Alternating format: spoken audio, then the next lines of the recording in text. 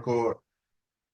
So, first and foremost, what's good, everybody? It's your boy Wallstreet Ray tapping in. I definitely appreciate y'all for locking in with me on this Sunday. I know it's stuff y'all could be doing. Cowboys on, football. Some people just like to relax, don't even like to be focused on business and nothing else on the weekends. But, obviously the weekend is a time that we get ahead, and that's how we built the foundation, to have another great week. Right. So with that being said, I appreciate y'all for locking in. It's your boy Wallstreet Ray. If y'all new on the call, I've been in the game now for like 7 years or so, making a lot of shit shake. So with that being said, if you're part of my Trade Genius fam, what's up? You already know what it is. We do this every single week. And I'm just excited, to come on here and really, share value and give game to y'all. I'm personally in a different type of flow state. This quarter four alone has just been out of this world, and quarter four just started. So it just started, but I actually been doing, breaking some of my own records, 2 weeks in a row. I was just out of town, had a 9K day, floating in profit, closed my profit live at a Chris Brown concert with my girl. Like, and it's just kind of, you had these moments and you just kind of think back to when you first got started trading, right?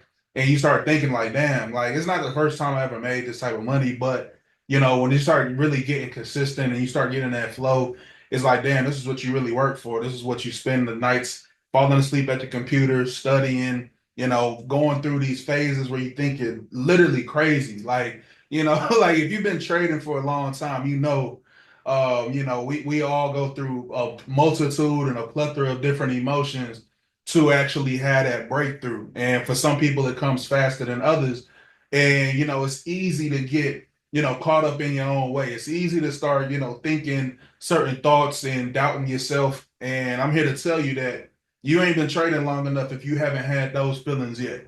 When the honeymoon phase runs off and you just really in it, you know what I mean? A lot of you guys get started trading because you infatuated by it.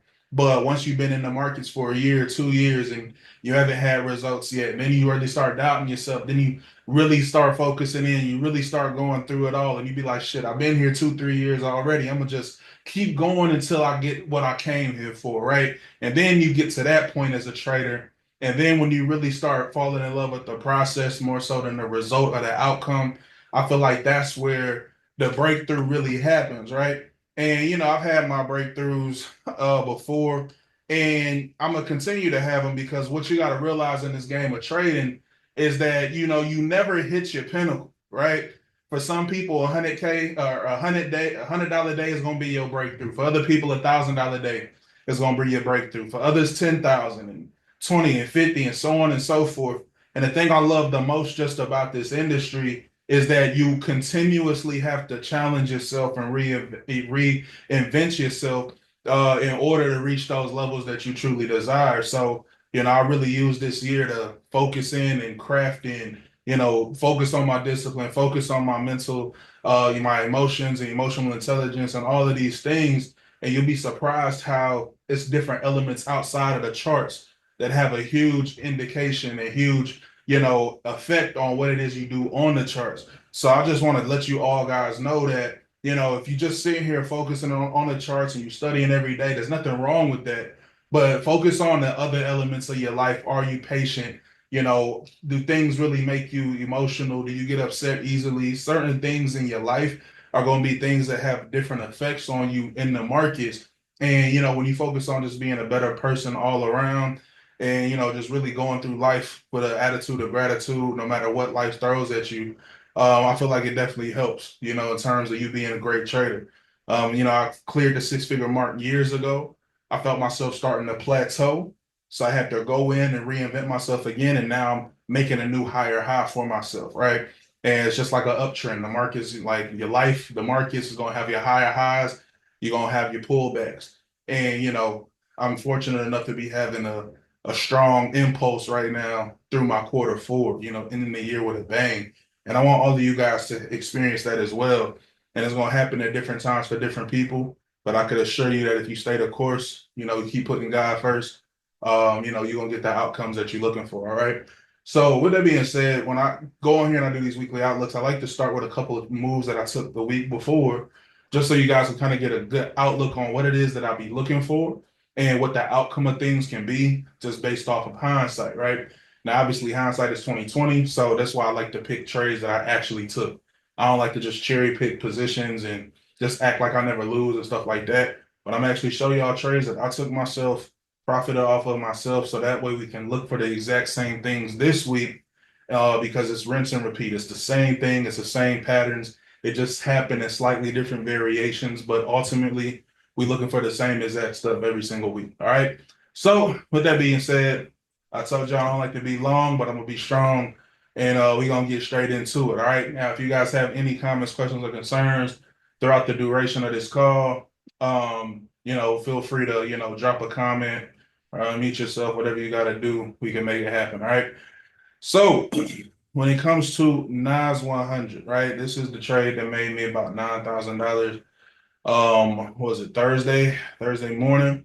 And if you guys are in Trade Genius, we actually, took this trade live, um, during New York session. All right. So as you can see, this happened around, 9:30 or so, which would probably be like 10:30 Eastern. All right, because I have my settings set for Central Time. So this happened around 10:30 Eastern, where the markets made this impulse up. Now I was already anticipating this trap in the markets right here. All right. Now, what a trap is a lot of people that trade supply and demand, they only look for, these highs to sell from, or if this the market is looking at, or if they're looking at a buy scenario, they're always looking at these lows to potentially buy from. And the thing is, if the market was that simple, everybody would be rich. If it was as simple as just marking up a high and selling from it, or marking up a low and buying from it, everybody be rich and everybody have a 90% win rate, right? But what you got to understand is that if trading is a zero sum game, meaning that most people are going to lose in order for very few people to win, that means the pattern that most of you guys see is the pattern you should not be trading. All right. And this is something that I had to learn through years of trial and error through trading, and understanding that if 90% of traders fail, that first initial trade idea that you're looking at is probably wrong, right? So whenever I look at a trade setup, I look at it and then I say, I wonder how many other people see this exact same trade setup.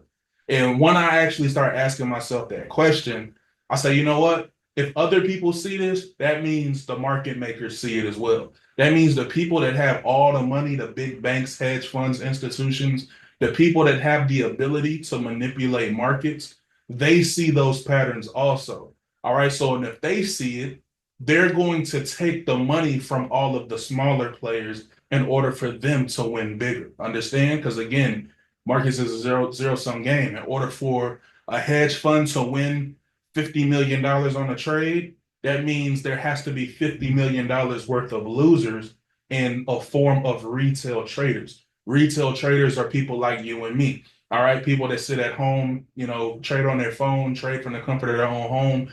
These are retail traders. So you have retail, you also have large institutions. All right. So again, if you see the pattern, they see the pattern as well. They're not going to lose just so y'all can win. So if they're not going to lose so y'all can win, that means that your pattern is going to be more than likely wrong, and you need to try to find their pattern, right? So there's a saying that says buy low, sell high.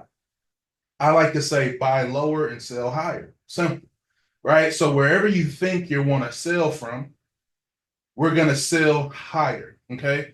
So normal people, when people normally trade supply and demand, they look at the high that makes a new low. So this is a high that pushed lower. The market retraced back into this area. This is why I have it marked off this trap. All right. So when the market got to this point, I said, if everybody starts selling here, I should probably wait for that sell to lose, and then I'm gonna take my positions, right? Now, I'm not gonna lie. I actually took a jab at the market right here just because, just in case, right? Because this move right here actually pushed higher than the previous high. So there was a chance in my mind that this could be that peak high. All right. and the market started dropping. Once the market came and cleared out these lows, I actually secured partial profits and I moved my stop loss to break even to take my risk off the table. But then the market actually came back up, right, and made a new high. Now, this just made me even more confident. Reason being is because the candlestick was very large. All right. Now, here's the thing you guys have to understand about candles. When you see a big candlestick like this, you should always think that somebody with big money is behind it, institution, hedge fund, etc. Because us as retail traders, we don't have the ability to make big moves in the market. All right. Retail traders, we're producing candles like this. We're producing these small candles that don't really go anywhere. But anytime you see a big bullish push, like a big blue candle or a big black candle in one direction or another, that tells you that somebody else is pushing the button, somebody that we should be trading with. Okay, because we want to trade with the banks. We don't want to get in too early. We don't want to get in too late. We want to trade when they're trading. All right. So when I see this big candle pushing up, that told me, you know what? I think that's an institutional candle. So what I noticed is that we were clearing out highs to the left, which is a good thing, because that means that now anybody that's sold here would likely be getting knocked out. And this is why I moved my stop loss to break even when the market came here, because I knew that there was a possibility that we could push back up. Now, the reason I'm stating this, and this is important, is because you're not always going to hit a home run on your first swing. All right. Sometimes you just need to try to get on base, right? This is like a first base hit for me. This is like a layup. This is like a, you know, it's 1st and 10 and I got a few yards. I ain't have to hit a 70-yard touchdown, right? Like I always use sports analogies because I play Division I ball, but I'm trying to kind of give you guys a little visualization on what it is that I mean when I say these small moves. Every move ain't gonna be a home run. So this first one, I took the sell here, I partialed out here. That's like a little quick first base type hit. Then the market comes back, gives me another opportunity where I sell up here, and this is the home run. Okay. This is the home run because once I sell up here, now I get this entire move. Okay. Now I get this entire move. Less than 15 minutes later or so, I'm already break even on this trade. So now I have no risk on this position. And you see, this is the type of trade that can pay you 20 times what you risk, right? This is the type of trade that you get into, and it's a 1 to 10, 1 to 15, 1 to 20 type of trade. So I actually ended up closing out most of my profit around here. I closed the rest out somewhere in this ballpark right here. All right. Again, I ended up closing that trade out for just about 9,000, slightly under. And I was able to do that just by simply understanding that the market was gonna sell at one point or another. So this is why me personally, I'm not against signals whatsoever, right? Like if you got a good signal caller, definitely take them and all of that. But I believe in being able to execute in live markets because if this was a signal and a signal only, or at least how I trade, I like to use tight stop losses. Some people would have probably, did something like this, and there's nothing wrong with having a big stop. That's still a win is a win, right? But the way that I trade with tight stop losses. So for me, I already know that it might take me more than one attempt in order to get my big win, right? Now, this is what you guys got to understand. It's not just about your win percentage. It's about how much you make when you win. And what I mean when I say that is I could take this trade and have a big stop loss, right? Let's say I have a big stop loss just in case the market goes against me. And this is my target. Okay, cool. That's a 1-to-4 risk to reward ratio, which is not bad, right? That means you can make 4 times what you risk. But if I understand how to if I understand how to execute at a high level, if I understand, how to be even more precise with my trades, and then I could do something like this. Now I go from 1-to-4 to 1-to-20 or 1-to-22, right? Now, essentially, I'm making 5 times more on this trade, and it's the exact same move, right? The only difference is my stop loss is smaller. So a lot of people underestimate the importance of the size of your stop loss. But if I can get my stop loss from 20 pips to 10, I can double my profit using the exact same lot size. You understand what I'm saying? Or I can not using the same lot, but using or risking the same amount of money. That's a better way to say it. I can make double the profit risking the same amount of money if I understand how to cut my stop loss from 20 pips to 10 pips. Or what if you could cut it down from 20 to 5?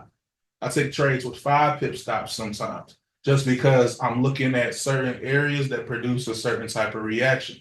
So now that we understand traps and liquidity, okay, because this is a lesson on traps and liquidity. Now that we understand that, you kind of understand what else it is that I'm going to be looking for. All right. I have a couple other entry models, but that ain't really just for this call. Like I can be here all day going over entry models. But if you understand traps and liquidity, you'll be okay. All right. Like you don't really have to know everything in the world just to make some money. The more you know, the better. Don't get me wrong, but it's not 1000% necessary that you understand every entry model ever invented. All right. So now let's take a look at what we have here. Okay. So we have a low and the market came and it just barely nicked that low, right? It didn't do much, if I'm being honest. Like this low could get taken out again. But one thing I want to be mindful of is this area of imbalance here. We got a fair value gap right here that I want to be mindful of. All right. So I want to be mindful of that for two reasons. All right. The market created an impulse and the market also hesitated before it continued to cross over. So this is another one of my entry models. I call it the hezzy crossover because again, I like to personify these methods because they're easier to visualize, right? When you're just using big words and big terminology, it goes over a lot of people's heads because they lack understanding, right? As traders, it's all about interpretation of information. If you can interpret these candlesticks in a more precise way, you can make more money, right? So when I think of hezzy crossover, I'm looking at the markets and I'm thinking hesitation before we break above or below, hesitation before we cross over into a new direction. All right. So when we look at this, for example, the market runs into this area of supply right here. Now, when we go into an area of supply, the market has one or two choices. The market can continue to go down, or it can break above and it can go higher. But before we break higher, does the market actually hesitate? Meaning, does it stop and pause and take a sec to think before it changes direction? All right. And the fact that it does that, this is a sequence that we call the market is changing hands. Okay. The market is taking time in order to switch orders in one direction to another. All right. So we run into this area of supply right here. All right. Because you see, we have this imbalance right here. We had that buy to sell candle. So we run into an area of supply. Then the market gives us this reaction here. Okay. And then we cross over and we make a new high. Not only do we make a new high, the market comes back again and it creates the same low twice. And then it crosses up again. So now we have 1, 2, 3 lows right here, okay, that didn't really, do much. They just created they just created 3 lows at the exact same area, at the exact same level. Now, I have a concept that I call strong highs, strong lows, weak highs, and weak lows, right? Very simply put, if you have the market creating lows that are equal, okay, that wasn't a good drawing, but creating lows that are equal like this, that means that there is money, aka liquidity, resting underneath them. All right, because every time that the market bounces off of a low, that means everyday retail traders are taking buys. And the more they take buys, that means they're setting their stop losses right here. And if they're setting their stop losses right there, that means that there's a large volume of imaginary money. It's not even imaginary because it's really there. You could really lose the money. But there's a big pocket of money resting right here in the form of virtual stop losses. Okay. I hope you understand what I'm putting down right here. So if there's a bunch of stop losses right here, understand everybody can't win. So what the market is likely to do is to come and take out everybody that bought here prior to the market continuing higher. Okay. Because everybody believes the market is going higher now. So that means people are buying here, people are buying here, people are looking for a place to buy here. And every time they buy, guess what? There's more money being generated underneath these lows. And if there's money being generated underneath these lows, that means that the market is likely to come down, clear out these areas, and once this bag of money gets taken from the average everyday traders, it then becomes available for large hedge funds and institutions to take advantage of those positions. Okay. So this is a very important concept that I want you guys to understand.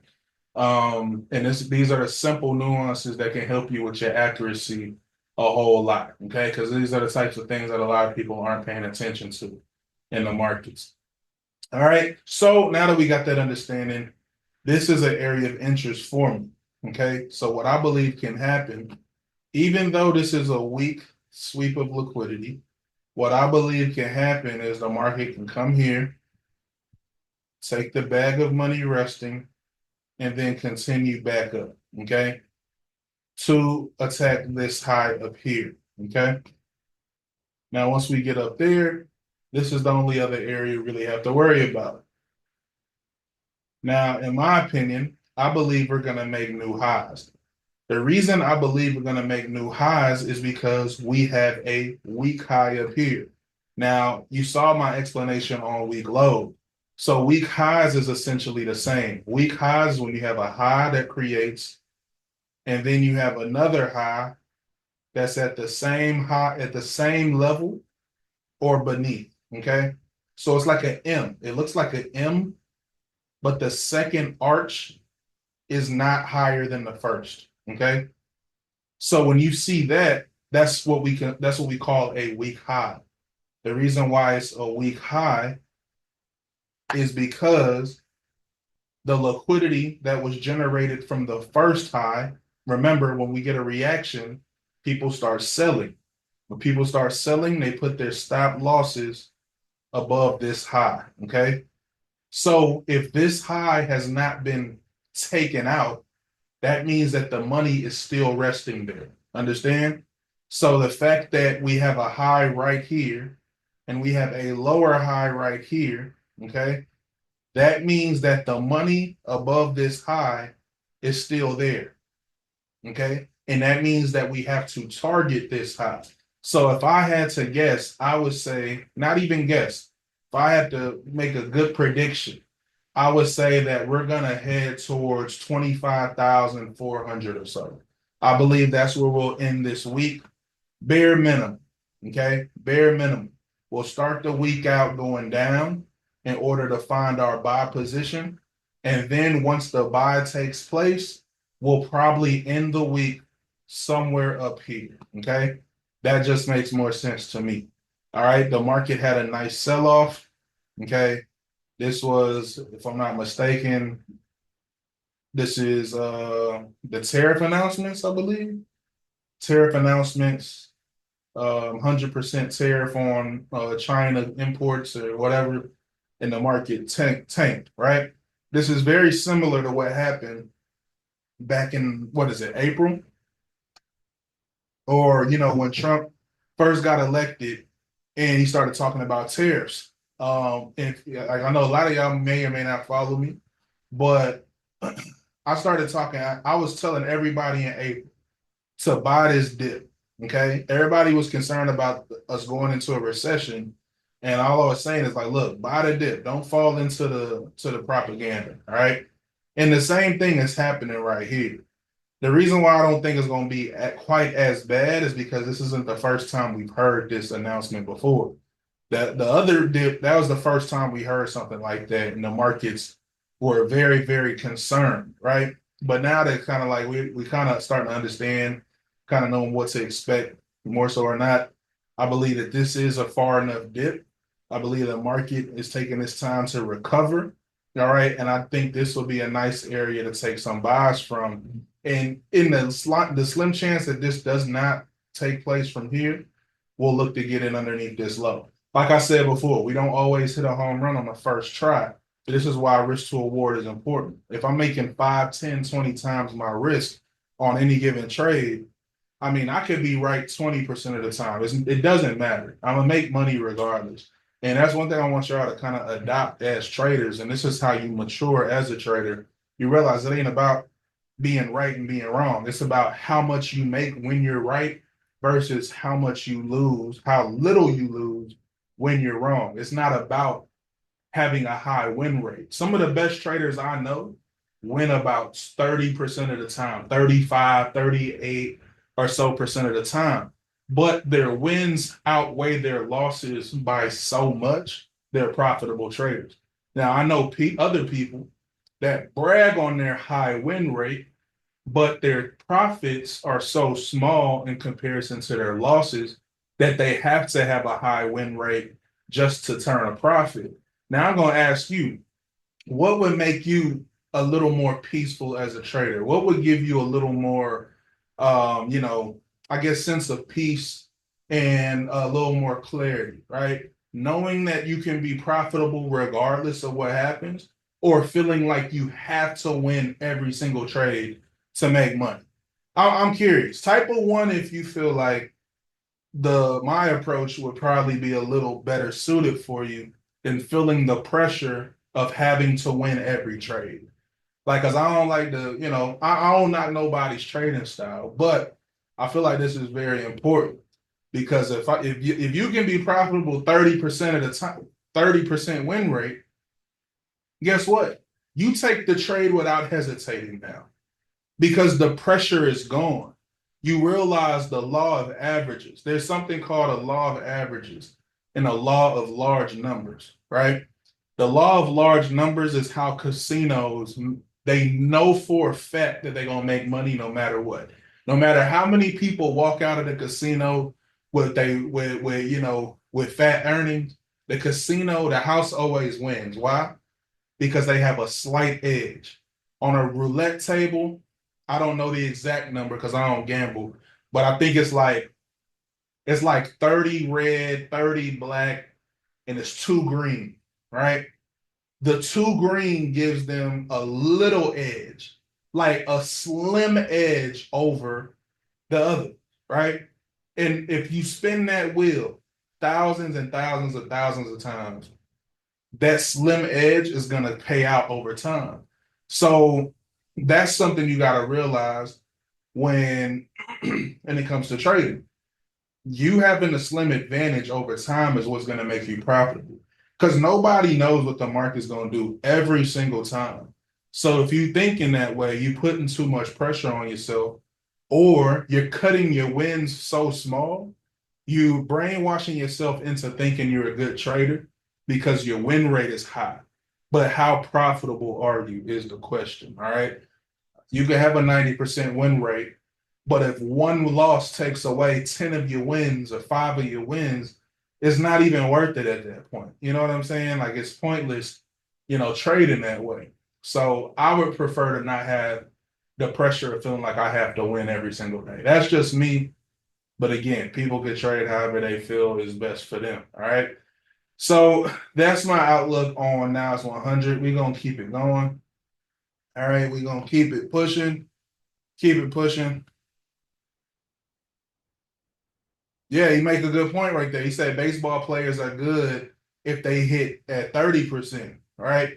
And I believe that's just getting on base, right? That's just getting on base 30% of the time, right? So again, it's like the same like the best shooters in the world, the best basketball players in the world, the best shooters in the world, 36, 38%. If a shooter shoots 40% from three, he's like having one of the best seasons ever, right? The best shooters in the NBA, they're around that 34, 35. I remember LeBron's best year, and this is the year like he had a higher percentage than Steph Curry from three. It was like 37%. In that year, he had a higher hit rate from three than Steph, right? So that means Steph Curry, the best shooter of all time, he's realistically around that 33 to 35% range, right? So again, give yourself some grace, man. Like this is a game. Treat it like a game, just like a sport, like just like sports, anything else. I'm a football guy, so I always use football as the example. It's like, bro, I get four chances to get 10 yards. And this is how I trade. I give myself three times. I can lose three times any given morning when I get on my computer. And I'm not going to trip. Now, that fourth one, sometimes you go for it on fourth down, right? That fourth one is more of a judgment call. If I feel like the setup is there, I feel like I'm close enough, I might take that fourth and I might go for it on fourth down. You know what I'm saying? But more than likely, I'm gonna give myself three times and then I'm gonna punt it away. I'll live to fight another day. Right? I'll come back. I'll see y'all in the morning. That's how I do. That's how I trade. So I give myself three chances. If I'm wrong three times in a row, I'll see you tomorrow. Or I might go for it on the fourth time because I feel like maybe that fourth one might be worth it. You know what I'm saying? Baseball, three strikes and you out. Exactly. Right. So again, these are the best people in the world at their profession. So give yourself some grace, man. Give yourself some grace. Give yourself some credit. Trading is one of the hardest games in the world. So you have to give yourself a little grace and a little bit of credit. All right. So far as GDP USD, what do I feel like this pair or this market is going to end up doing?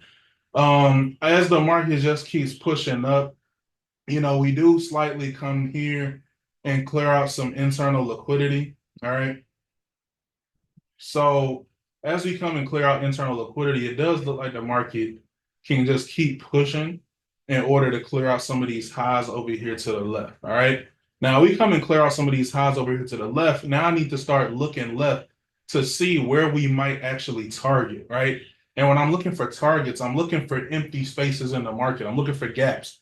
I'm looking for internal liquidity on the other side of the market, right? So if I look at this right here, I see this little hesitation, and right above it, I see this gap, right? Fair value gap, imbalance. It got a couple different names, whatever you want to call it. So I believe that this market can more than likely keep pushing up until we get to this area up here. All right. So that's my overall analysis on what's going to happen with GU to start. Now, I also have to be mindful that, the market could go low, right? I'm not oblivious to that. So if the market wanted to somehow go lower, more than likely I'd be looking in this region down here, right? But I do feel pretty confident in its ability to keep pushing up because I don't really see a real reason to sell quite yet. I know some people might say, well, Ray, ain't this a hezzy crossover to the downside? They see the hezzy, they see the crossover, they see, a little internal liquidity right here. So look, trust me, I see all of these things, but at the same time, right? Some people might say, well, I want to sell from here. Why not sell from here? I understand that, but it's not just about what's happening, but it's also about where it's happening, right? It's not just about what's happening, it's about where it's happening. So this could more like this could definitely be a sell price pattern, right? We have a high here that cleared a previous high over here to the left. On top of that, we have what appears to be a hezzy before a crossover bear. So could this be a sell pattern? Absolutely. But it's not about what happens, it's about where it happens. And when I say where, we have to look left to get right. All right. When I look to the left, this pattern is not happening inside of the significant area. Okay. So if this pattern is not happening inside of a significant area, it's more than likely going to be a trap. Okay. So what I'm going to do is I'm just going to go here. I'm going to mark off trap. So that way I know the market is likely to continue bullish. Now, once we clear out these highs, these highs, these highs, these highs over here. Now, let's say this pattern, this same exact pattern happens up here. That's much more likely, all right, to give me a sell than the pattern happening right here. All right. So just so y'all know, That's much more likely to happen. Think in terms of it's not about what happens because the markets are fractal. You don't see the patterns everywhere, right? I guarantee you, if you've been trading long enough, you know you thought you saw something and it still ended up failing, right? This happens to us all the time. We thought we saw a pattern, but the pattern ain't end up working. And then we scratching our heads like, damn, why did that happen, right? Because it's about the where, it's not about the what. All right. So now that I understand that, I'm going to look at this in terms of a continuation and not a reversal. I believe this market will continue to the upside, all right, to start the week. So now that I understand that, I'm going to look for my hezzy crossover Hey, we're going pattern dead. on the bullish side of things, all right? So now that I'm looking for a bullish price pattern instead of a bearish, I know this is a trap. So now I'm looking for a reason for the market to go up. All right. So I see hesitation here. The market is pushing up. I do expect for this market to cross over and break these highs here. This is going to induce more buyers initially here, but then we got this build up right here. Once the market gets into this region, people are going to start selling because a lot of people are looking at this strong high. Okay. So this is how you play both sides against each other. Okay. People are going to start buying early because they see the break of structure right here. They see the strong low right here. And then they see these higher highs and higher lows being created. So there's people that are going to start buying early and they're going to get stopped out once the people that start selling early start getting in here. So this is going to happen more than likely, right? And there's no guarantees, but I've been pretty good at these lately. So when this sale happens, guess what? All of the people that sold from up here, they're going to be happy, but they're going to have their stop losses resting up here. So when the market starts selling, the people that bought here are going to get taken out. The people that sold here are going to be happy, and then they're going to get taken out. And then we have the continuation. This is the move that we're actually looking for. All right. So both sides got taken out early if they got in too soon.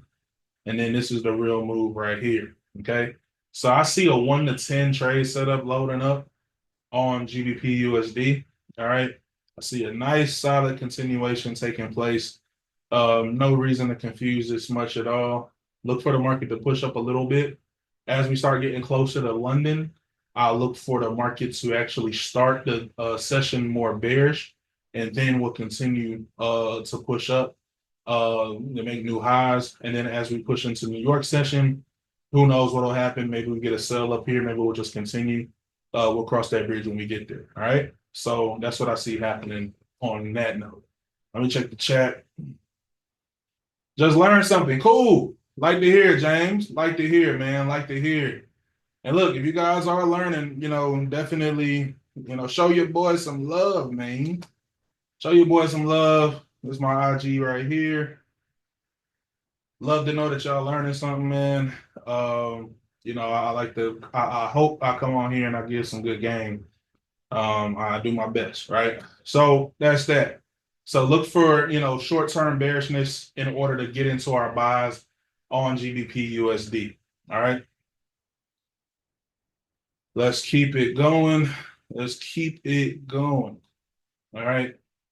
Now, if you guys have any pairs that you recommend, feel free to let me know because I do primarily go over my favorites, right? I do have my top pairs, but I don't go over every single pair like I used to, right? So, so far as Euro USD, I'm looking for a push to the upside. Okay. There is a gap over here that hasn't yet been filled all the way. So I'm interested in that area over here. I'm interested in this. I'm very interested in that actually. That looks really good to me. Okay, that looks really good to me.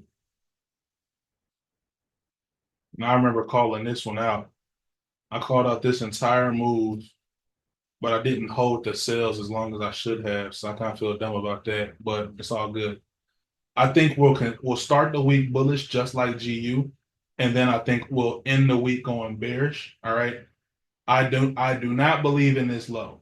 I don't. Okay. Why? Because this is a weak low. Remember, weak lows is when we create a low, and the second low is the same or above, right? We have to go lower than the first one. When it comes to a high, the second arch has to be higher than the first for it to be strong. And if it's strong, that means it's protected. If it's protected, that means we're not likely to go back at it again. Okay. So if we're not likely to go higher, then we only have one other choice is to go low. It's the same with lows. Okay. If I have a W and the second dip is not lower than the first one, that means all of the liquidity generated from the first one is still there. So no matter how far the market wants to go up, that means the market is still, it still has money resting down here. So the market can keep going higher and higher and higher, but eventually it's going to want this liquidity that's down here. So the market has to push up in order to get other people to think the market's bullish. So realize it's not to say you can't trade this. You can make a lot of money in this, right? Like, but that's micro scale, right? This is the micro, this is the macro, right? So you can make money by trading these, fake patterns and stuff, but you want to be aware that eventually the market's gonna come back for that bag. It always does. All right.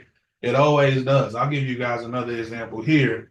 Looking at Bitcoin, right? I gave this level out God knows how long ago, right? God knows how long ago. Even when the market made new highs, right? I was still talking about this money left right here. Okay. So think about this. Market made new highs and suckered everybody into thinking, all right, we going to 150, 160, but this is an untouched markup. I've been out of town. I ain't even been on my charts like that, right? But I still had this dollar sign resting here for a reason. Because I know that if we created a low here and we created a higher low here, that means there's money still resting beneath it. So when this sell-off happened, I wasn't surprised at all, right? And if you in Trade Genius, you know I've been calling out this 104, 105 area for a long time, right? And why? Is because of my strategy. I got a hezzy crossover right here, staring us in the face, right? So what's my steps to entry? I got strong low, which I have here. I have this low is lower than the first one. So that's my strong W pattern, right? So this is what we have right here. Strong low form. And as we're crossing over to the upside, what happens?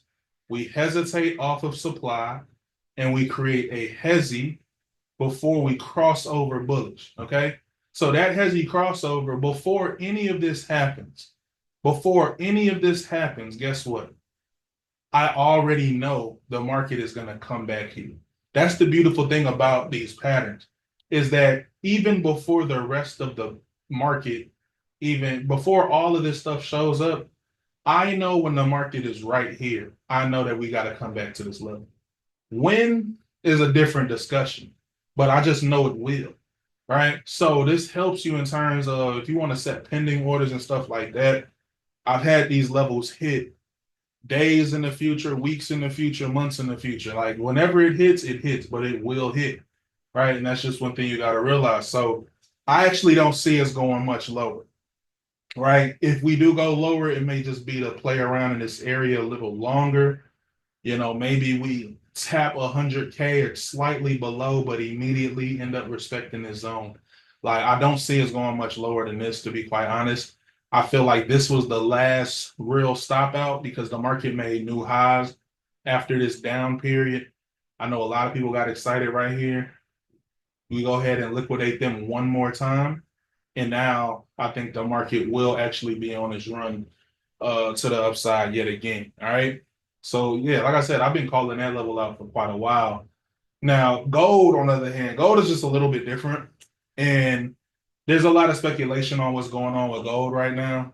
Um, if you guys don't follow, and if you don't follow this type of stuff, it's not your fault because it's been pretty much a secret. It's been like a secret, but they have to. We're about to change their monetary policies and roll all the debt into stable coins, right? Now, the reason why gold is pumping the way that it is because they have to inflate the price of gold because they're going to use gold in order to purchase more stable coins, right?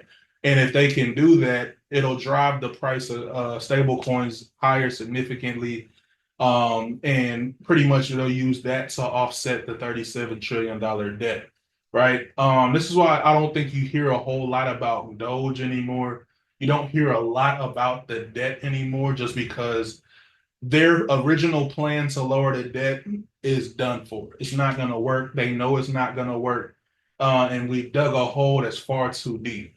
So what we're going to see is the further decline of the dollar, right? Fiat currency is going to die. Most definitely, I give it 5 years or so, and everything will be digitalized, right? This is why XRP is important, Ripple is important. Obviously, gold, silver is important. Bitcoin, obviously, Ethereum. You want to have these in your portfolio because that's what's going to have this type of run next. All right. When they start buying and transitioning all the stuff over to stable coins, you're going to see this type of bullish run on Bitcoin, Ethereum, Ripple, etc. This is why I'm very confident, right? Whether it happens this year or first quarter, the second quarter latest of next year, I do believe we'll have a $200,000 Bitcoin, maybe 250. I'm very, very, very bullish on crypto because I believe the Federal Reserve is going to be replaced, all right, by gold, or if it hasn't already happened already. And, they have to make these moves to position themselves, and then something might become, mainstream news, but the big players are already positioned in front of it, right? I do see gold continuing to the upside because this isn't nowhere near being done. In order for us to use the gold to cover the debt, we're gonna have to probably go another 5 to 10, like even higher than that. But I'm just trying to be somewhat realistic right now. I say $10,000 per ounce of gold is very doable in the next 3 months or so. So, like I said, this is one of those runs where you kind of have to figure out how to get yourself in. This has nothing to do with technical analysis anymore at this point. This is 100% fundamental, 100% institutional. If you can find a dip, buy it, and more than likely you'll win, right? As you can see, just looking at the markets over the past few months, it's not even about finding this fib retracement or this higher low and all of that, bro. Just buy it any dip at this point and you should win. All right. Because the markets are changing into stable coin legislation, the Genius Act. You can look this stuff up. Everything that we know as financial policy is going to be rewritten moving forward. And like I said, gold, cryptocurrency, that's going to be the new standard. It's not the US dollar being all powerful and stuff like it used to be. The reason this is important is because we're gonna see a lot of inflation, especially going into next year, right? Inflation will be a problem, and this is why you have to start adopting deflationary assets like crypto, gold, silver, etc. Right? Things that they're not making more of, right? As long as they keep printing more money, the value of the dollar is going to keep dying, and that's going to be what continues to pump these assets. And as interest rates are dropping, they're going to start turning that printing machine on, and this stuff is not going to slow down at any time. All right. So that's that. Buy any dip you can. Quick recap: short term bearish, long term bullish on Nas. All right. That's what I'm seeing on NASDAQ. So this is what I see here on GBP. All right, I'm looking for a continuation of buys. All right, I'm looking for more dollar weakness, pushing GU to the upside. So far as Euro USD, the setup is not as clear and precise, but I do think we'll start the week off bullish. Once we come and clear this high out at 1.172, I'll be interested in seeing if we get some sales to come down for those weak high or those weak lows down there. All right, so far as gold, any dip you can find is valid. And even if you take a small loss on it, again, you shouldn't get the strike three without catching a win on gold. It's going to be pretty hard not to. considering how the market is moving right now. All right. So, with that being said, these are the pairs that I like to focus on the most. All right. Let me see what it is that you guys are saying in the chat to see what other, pairs y'all like me to take a look at. So we got peso. Um, I'll be honest, bro. I don't really trade that. I'll take a look at it, but I don't really trade that. I'm gonna take a look at oil first, just because I already have it on my chart. But yeah, I don't really pay too much attention to the peso. I will take a look at it though. Um, so far as oil is concerned, all right. I did pretty much I called out this level up here, right? That it would give us some sales. Okay. I was interested in this level, but after I kind of noticed this gap over here, I kind of, didn't really pay much attention to it after that. I do see us going a little more bearish. I could see us going and grabbing this low here. I don't like lows that have long wicks in them because they don't have a lot of volume. All right. So when I see this long wick like this, I had this area marked off because it was obviously a possibility that it could go up. But after seeing how it reacted the first, few days in this area, I do feel like we'll probably get down to about $54 per barrel. And if we can have some sort of accumulation take place down here, I'd be bullish underneath $54. Definitely underneath 55. But if we can get down to 54, that'll make me feel a lot better than where we are currently, right? But I did predict this short-term drop. Now, once we clear out lows, I do believe we'll go up from there. All right. I'll take a quick look at peso, bro. Like I said, I don't really trade this, but we could take a look at it for what it's worth. I haven't traded this in about 3, 4 years at least. And it's not really much to look at, if I'm being completely honest. When I just take a look at this, technically speaking, it's not a very nice looking pair. All right. If I had to not guess, but make a solid prediction, I say this low is weaker than this high. So I would target this low right here by trying to get in a sell if I could. Right now, the market is already kind of low because you have a high here and a low here. So I never recommend selling this low into a move. I always recommend waiting for a pullback or a retracement of some sort. So if you wanted to wait for a retracement of some sort, then I would likely get into a sell right here if I was trading a pair like peso. So I'd get in a sell here, target this low, and kind of just play it from there. All right. What else y'all got in the chat that y'all like me to take a look at? XRP. Let's do it. Let's do it. Let's do it. So XRP, this one was pretty interesting because he had that flash crash or whatnot. I was not expecting it to go that low, and I was not even paying attention to it. I wish I was. I would have tried to buy it. I probably would have got, slippage or something, but interesting. I don't know if it'll come back to this wick. I don't think it will, but I would just try to look at for some sort of accumulation in this region, right? If we can come down and recapture this low, if we can somehow come down and recapture this low, I would be comfortable assuming we'll get a bounce from there, right? I don't see us coming back to this low because that wasn't technical driven. That was, Trump making an announcement. So, and which can happen at any moment. So just because that wasn't fundamental or that wasn't technical driven, I'm gonna let that wick stay there. All right. Like I said, I'm not a big fan of wicks and being lows, like at least super long ones like this. But considering the circumstances, I don't believe we'll push that low again. Knocked out probably a lot of people that was buying all for the past, I mean, all year essentially, right? Like if he was buying for the past year that low could have been problematic. But considering how it rebounded, I do believe we'll probably push back up. We got all of these weak highs waiting to get taken. And I feel like when it's all said and done, we'll definitely be at about $5 or so by first quarter of next year. All right. So I'm not like I said, I'm not bearish on this.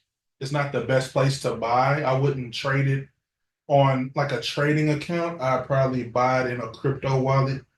That's the only thing, right? Like I don't really day trade cryptos like that. I'm more of a long-term holder in cryptos, all right? So let's take a look at US 30. US 30 more than likely will be similar to Nas, but sometimes they do move a little different. Sometimes they do look a little different. Let me check the chat real quick, guys. Check the chat real quick.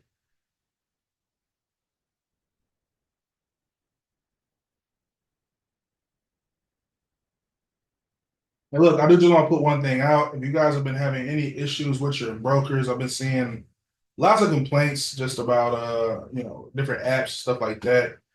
You feel free to reach out. I can help you guys out. I have a couple recommendations. Again, if you wanted to reach out. Only reason I'm saying this is because I get DMs every single day about this. So reach out here if you've been having any issues or complaints. I have a few different options that I recommend to people where I know the ownership and I trust the company itself. All right.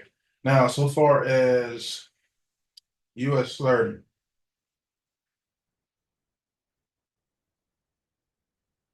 same as Nas, right? Same as Nas. The market is too high for me to buy, right? Because if this is the low and this is the high, I don't want to buy right here. Okay. Like that's just not smart. But if we can retrace, clear out some of this noise that's happening within the structure, right? Then I would love to possibly buy from here. All right. Love to buy from there possibly. If we look to the left, the most recent low did clear out a previous low. So this does have the potential to be a strong low, right? Because this low did push slightly lower than this one, right? It's not beautiful, but it does work. All right. So the fact that, and on top of that, this is another concept that I could spend a lot of time on, but we have an impulse no hesi right here. Whenever we come and clear those levels out, so impulse no hesi, that means we come and clear out that low. Now that we cleared out that low, now we do have a hesi, right? So the market may push a little higher, but eventually, when it does come and clear out this hesi, that's where I'd want to buy from, all right? So if we can get to like 45,800, like in that ballpark, I'll be looking to go long on US 30 and going to make new highs, all right, to 47,000 and above. So that's what I'd be looking for. You can definitely get a sale. Don't get me wrong, all right? Because the thing is, in order to take a buy, the market has to drop first, right? So if you know what you're doing, you can take the drop too.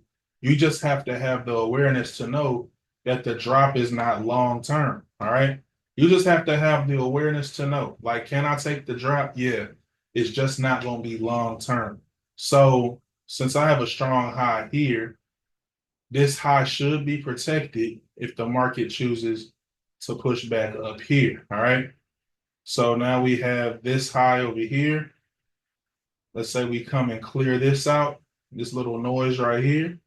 There's going to be people that's trying to sell early and they're going to get stopped out. Once they get stopped out, the market will come into this region. Once we come into this region, we should probably sell off in order to get to our buy potential zone. Okay. So that's what I see happening with US 30. All right. That's what I would go for if I was trading that. All right. What's the best one you use? I'll be honest, like it depends on what you need, right? So it depends if you use MetaTrader, it depends if you use Trade Locker. All right. Me, I've always been a MetaTrader type of guy. So if you asking me personally, um, if you asking me personally,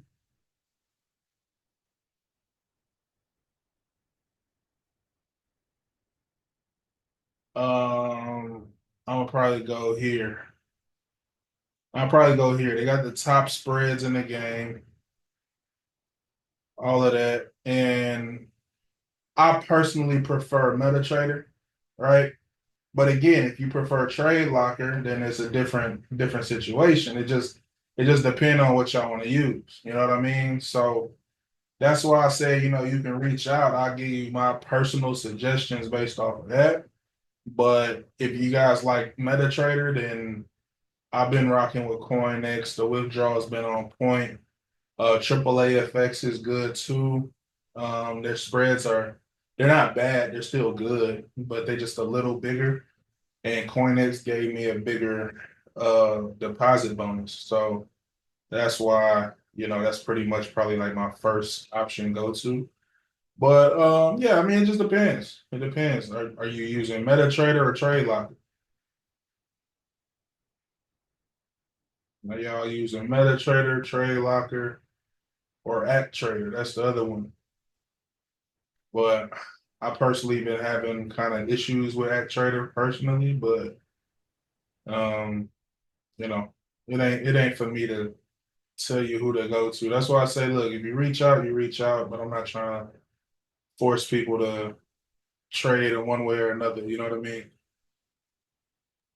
I'm Uh, still kind of like my bad, Ray. That's kind of like one of my issues on like whenever it came to trading, I just never had like a solid broker just because of the last broker that I used. Pretty much like the money that I inserted pretty much got taken to that broker ended up pretty much shutting down itself. So I've been trying to find like a good broker. That's been like my number one issue. okay, okay. So, Marquise, yeah, I think you hit me in the DM if I'm not mistaken. Are you using MetaTrader or ActTrader? Right now I'm on MetaTrader. I've been using MetaTrader for a little bit, but I've never really like really got deep into the MetaTrader like that. Okay, Just got just because I remember it, the one of the MetaTraders ended up getting banned for a little bit in the U.S. yeah. So the thing with this broker, I'm gonna just pause my stream real quick.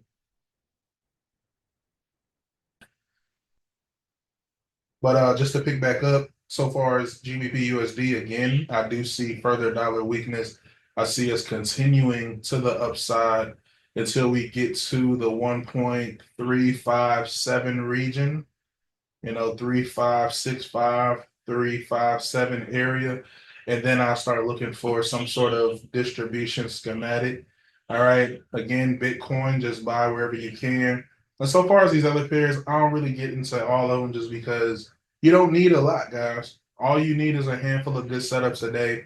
And, one, two, three pairs is more than enough to provide you with all the moves that you need for the week. All right. So, like I said, I told you I wasn't gonna be long, but I'd be strong. That was just over an hour. All right. So with that being said, is there any other comments, questions, or concerns that anybody has for me and that I can ask for you guys? And Sam, hit me up. I'll get you that bonus, brother. Let me know. I'll get you that bonus if you need it. Sam Grinstead. So holla at me guys. Any other comments, questions, or concerns?